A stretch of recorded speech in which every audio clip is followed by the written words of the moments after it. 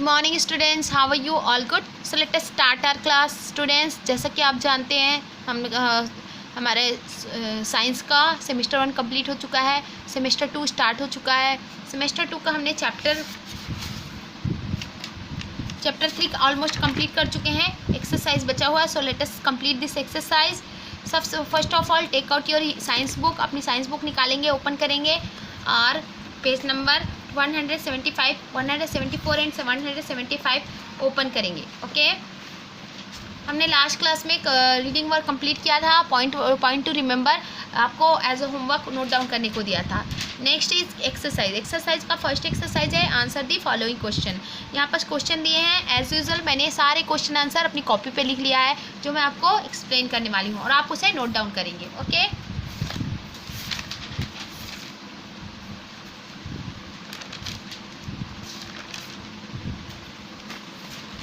जैसे कि आप देख सकते हैं चैप्टर 3 वाटर का फर्स्ट क्वेश्चन है। List 5 important ways in which water is useful for us. पाँच तरीके बताने हैं जिसमें हमारे जो पाँच वेज बताने हैं जिसमें पानी की ज़रूरत होती है। तो हमने लिखा drinking, bathing, watering plants, for transportation and for fun, है ना। एंटरटेनमेंट, फन के लिए भी पानी का यूज़ होता है। तो ये होंगे पीने के लिए, नहाने के लिए, है ना, पौधों को सिंचाई करने के लिए, ट्रांसपोर्टेशन के लिए यूज़ होता है वाटर, और प्लांट्स हमारे एंटरटेनमेंट के लिए, फॉर फन के लिए भी यूज़ होता है।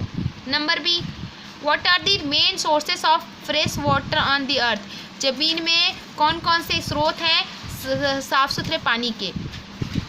वो है well, river, pond, borewell, tap, lake, rainy water ETC। ये सारी चीज़ें, कुआं, नदी, तालाब, बोरवेल, नल, झील और बारिश का पानी, ये सब सारे फ्रेश वाटर के सोर्स हैं। तो आप इसे नोट डाउन करेंगे। Okay, number C, what is mean by portable water. Portable water से मतलब क्या है? पोर्टेबल वाटर मतलब जो पहुँच के अंदर हो, जिसको यूज़ किया जा सके। ठीक है, तो इसका आंसर होगा water which we can use in our daily needs called portable water. पानी जो कि हम डेली ज़रूरतों के लिए इस्तेमाल कर सकें, ऐसे पानी को हम पोर्टेबल वाटर कहते हैं। Number D, what are the reason for storage of water. पानी का मतलब पानी को स्टोर करने का रीज़न क्या है? तो आंसर क्या होगा? There are some reason for shortage of water है। ये reason for shortage, not storage है। What are the reason for shortage of water. पानी की कमी होने का कारण क्या है? तो यहाँ पर लिखा आंसर होगा there are reasons for shortage of water. कुछ कारण ये है पानी के शॉर्टेज होने का। नंबर 1 है क्लाइमेट चेंज, मौसम बदलता है जिसकी वजह से पानी कमी हो जाती है ना। बहुत बार धूप होने की वजह से पानी कम हो जाता है। सेकेंड है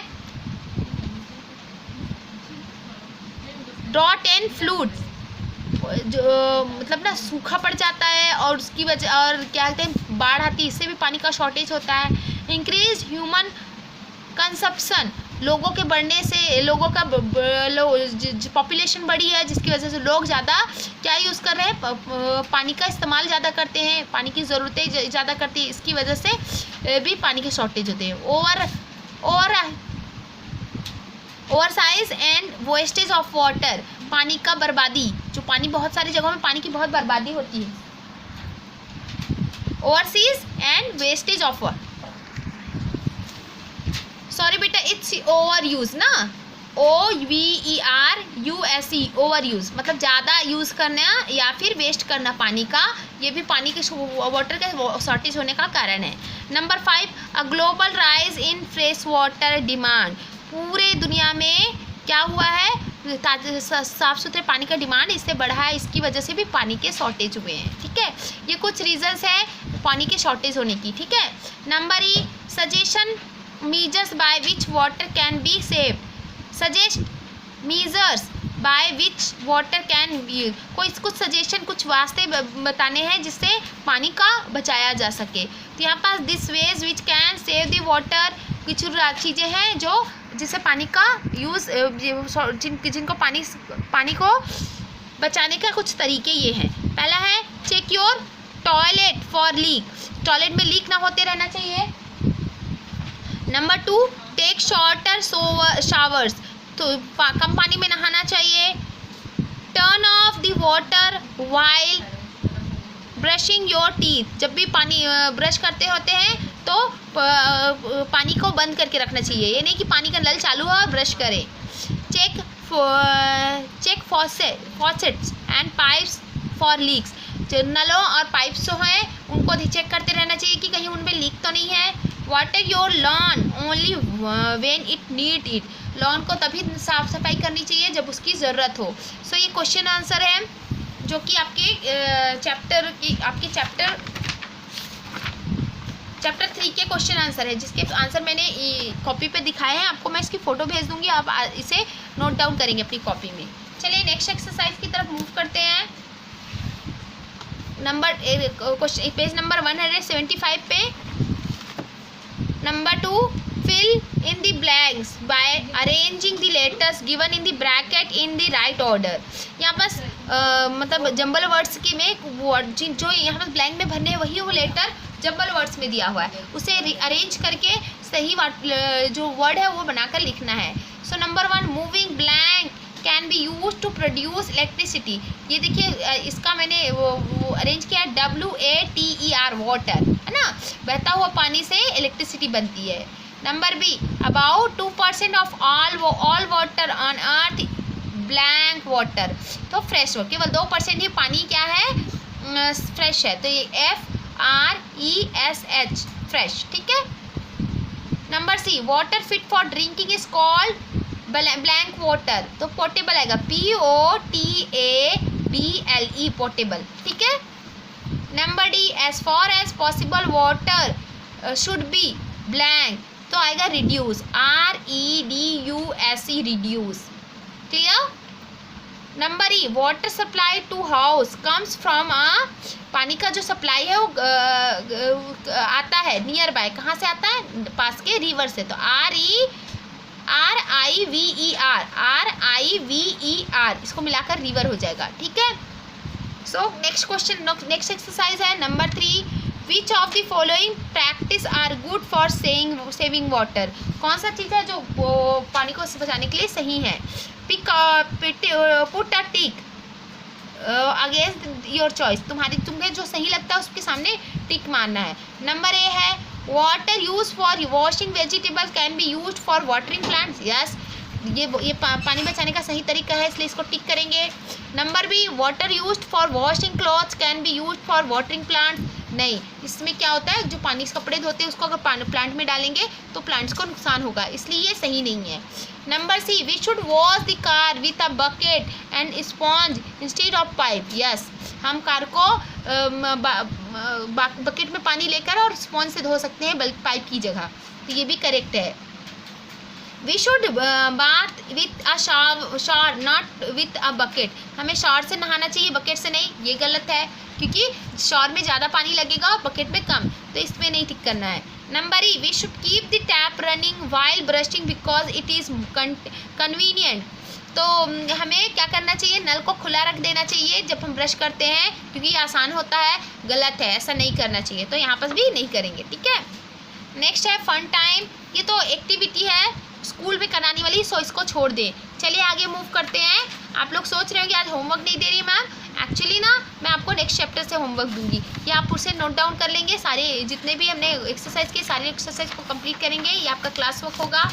नेक्स्ट चैप्टर है चैप्टर 4, आर इन्वायरमेंट का ही यूनिट फर्स्ट का चैप्टर है, चैप्टर 4, सेविंग योर इन्वायरमेंट, अपने आसपास के पर्यावरण की रक्षा। चैप्टर 4 का सेविंग योर इन्वायरमेंट का फर्स्ट कुछ लर्निंग पॉइंट्स हैं, वो पहले देख लेते हैं। गार्बेज मतलब होता है कचरा, इट्स सोर्सेज, इसके बारे में कचरा जो है उसका कहाँ कौन से स्रोत है, कहाँ से कचरा फैलता है वो पढ़ेंगे। सेग्रीगेशन ऑफ गार्बेज का सेग्रीगेशन मतलब अलग कैसे करें, कचरे को अलग कैसे करना है, ये एक हमारा पॉइंट होगा पढ़ने का। डिस्पोजल ऑफ गार्बेज को डिस्पोज कहाँ करना है, मतलब सब खत्म कहाँ करना है, उसके बारे में पढ़ेंगे। सॉइल पॉल्यूशन, और जो लैंड है, जो मिट्टी है वो कैसे गंदी होती, पॉल्यूटेड होती है, इस बारे में पढ़ेंगे। ये 4 टॉपिक्स हैं लर्निंग पॉइंट्स, जिसमें हम डिस्कस करने वाले हैं इस चैप्टर में। तो पहले ग्लॉसरी वर्ड देखते हैं। जैसे कि आप जानते हैं ग्लॉसरी वर्ड्स को हम नहीं लिख रहे हैं, क्यों, क्योंकि आपके लिए उतना ही सफिशिएंट है लर्न करने के लिए, बहुत ज़्यादा हैवी हो जा रहा है, इसलिए इस सेमेस्टर का सिर्फ ग्लॉसरी जो हिंदी में मैं ओरली बताऊंगी, ठीक है, जिसे आप ध्यान पे रखेंगे। अगर आपको नीड हो तो आप ऐसे नीचे नीचे पेंसिल से लिख सकते हैं।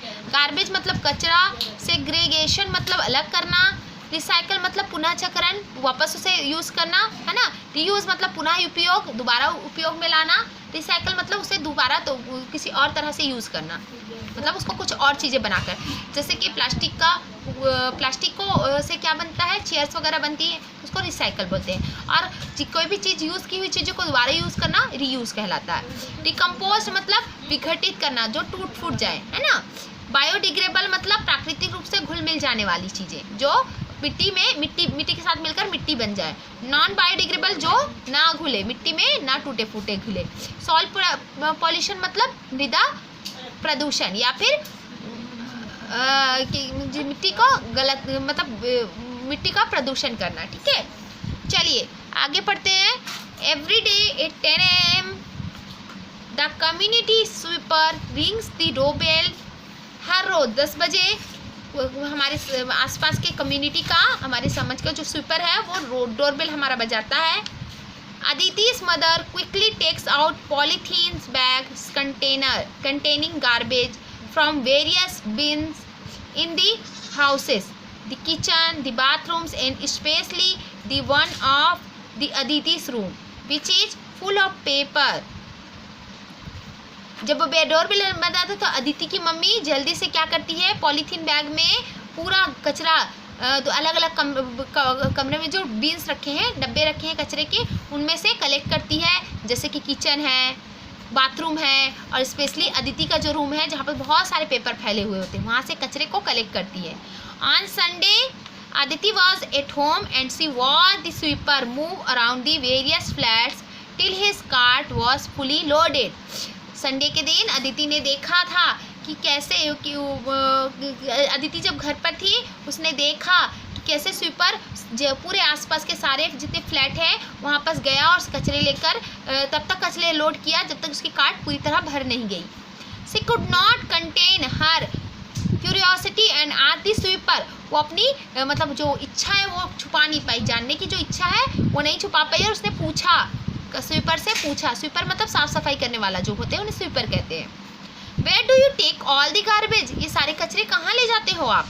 He smiled and said, उसने मुस्कुराकर कहा, There is a large municipal dump where all the garbage from the colony is dumped. वहाँ एक बहुत बड़ा सरकारी क्या है, गड्ढा है, डंप है, जिसमें सारे कचरे कॉलोनी के वहाँ डाले जाते हैं, मतलब गड्ढे में डाले जाते हैं। The municipal authorities then take it to be a bigger dump where the garbage is buried. और जो सरकारी काम करने वाले लोग हैं ये बड़े इस गड्ढे से इस कचरे को उठाकर बड़े गड्ढे में ले जाते हैं और वहाँ गाड़ देते हैं। अदिति ने सोचा, that's a simple solution to all the waste that we produce. ये तो बहुत ही आसान सा तरीका है जो हम गंदगी फैलाते हैं उसे ख़त्म करने का। Do you think it is as simple as that? क्या आप सोचते हैं क्या इतना ही आसान है ये? Certainly not. वैसे ऐसा नहीं है। Tons of garbage that we produce every day in buried in dumps called landfill. जो बड़े बड़े जो गार्बेज हैं, कचरे के गड्ढे हैं जो हम फैलाते हैं रोज़ रोज़, वो उनको कहाँ डाला जाता है, जिस डंप पे डाला जाता है उसे लैंडफिल कहा जाता है ना, लैंडफिल कहा जाता है। Once a landfill is full, एक बार वो लैंडफिल भर जाता है, it is covered with soil and a new landfill is created, और उसके बाद उसको मिट्टी से बंद कर दिया जाता है और एक नया लैंडफिल बनाया जाता है, एक नया लैंडफिल बनाया जाता है। Do we have so much space left around our cities? क्या हमारे सिटी शहर के आसपास बहुत सारी जगह है? What is household garbage made of?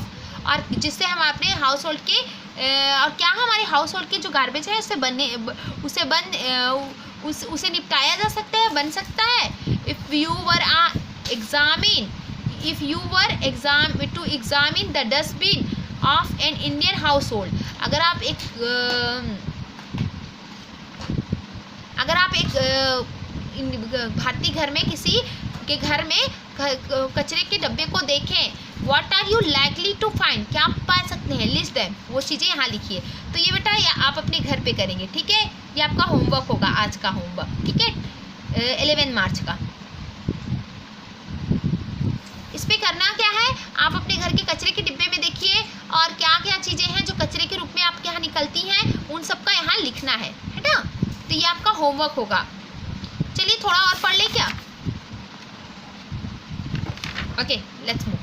A survey was made of the different amount of waste product produced in the household in a week.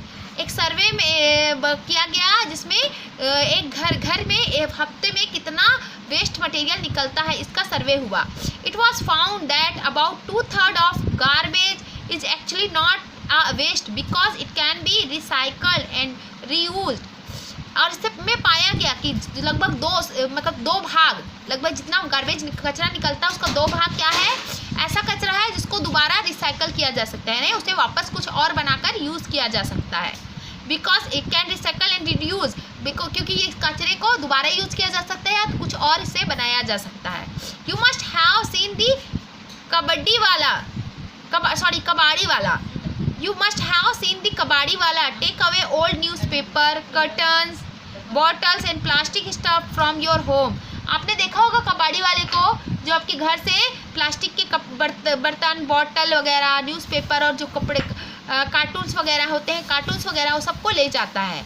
He even pays for taking away his kind of junk. और वो कुछ पैसे भी देकर जाता है। It is because he sends them for recycling, क्योंकि यह उसे रिसाइकलिंग के लिए भेज देता है। Now new products can be made from old one by melting and giving them new shapes, especially articles made of metal, glass and plastics. और ये क्योंकि वो इसलिए इसका पैसा देता है क्योंकि ये चीज़ें भेज दी जाती हैं बाहर प्रोडक्शन के लिए, नया सामान बनाने के लिए, और उनको नया शेप देकर फिर से यूज़ करने लायक बनाया जाता है। जैसे कि सामान बनाने के लिए जो कि मेटल से बने होते हैं, ग्लास से बने होते हैं और जो प्लास्टिक से बने होते हैं, उन चीज़ों को बनाया जाता है फिर से नया शेप दे करके। So do you think that all the things that we throw away is really a waste? तो क्या आप सोचते हैं क्या जो हम सारी चीज़ें जो बाहर फेंकते हैं क्या वो सच में बेकार है? एक्चुअली नहीं ना। Today's newspaper become a waste tomorrow, आज का न्यूज़पेपर कल के लिए वेस्ट है। A bottle of jam once use become a waste, एक बॉटल जो कि जैम में रखी हुई थी खाली हो गई तो वो वेस्ट हो गया। एक्चुअली में क्या वो वेस्ट हुआ? नहीं। नेक्स्ट पेज नंबर 178 पे देखेंगे। Can you think of some other examples like these things? क्या आप ऐसे कोई चीज़ों के और नाम बता सकते हैं जो ऐसी चीज़ें हैं which are not waste in the real sense, जो कि एक्चुअली में वेस्ट नहीं है। Write down the things that can be recycle, ऐसी चीज़ों के नाम लिखिए जो कि वापस वो रिसाइकल किया जा सकता है या उनको से कुछ और बनाया जा सकता है। This will be also your homework, ये दोनों आपके होमवर्क होंगे आपके आज के, ठीक है। सो डू इट एंड इसके बाद है there for before you throw away anything. इसके बाद अब ये देखिए लिस्ट बनाइए, उसके बाद देखिए इसके अलावा और कोई चीज़ है। आप कभी भी कोई चीज़ फेंकने से पहले think whether it can be recycle और रीयूज, सोचिए ये क्या ये पूरी तरह वेस्ट है या इसका दोबारा रिसाइकल किया जा सकता है या दोबारा यूज़ किया जा सकता है, ये सोचकर आप सोचिएगा, ठीक है। सो नेक्स्ट जो टॉपिक है सॉइल पॉल्यूशन, वो हम नेक्स्ट क्लास में डिस्कस करेंगे। आज के लिए इतना सफिशिएंट है, जो हमने एक्सरसाइज किया वो एज अ क्लास वर्क आप रीड कर लिखेंगे और जो होमवर्क अभी आपने इस चैप्टर का दिया गया है उसे कंप्लीट करेंगे। So student let's meet in our next class, next video. Till then stay safe, stay blessed and be careful and keep doing and keep sending your classwork and homework. Have a nice day.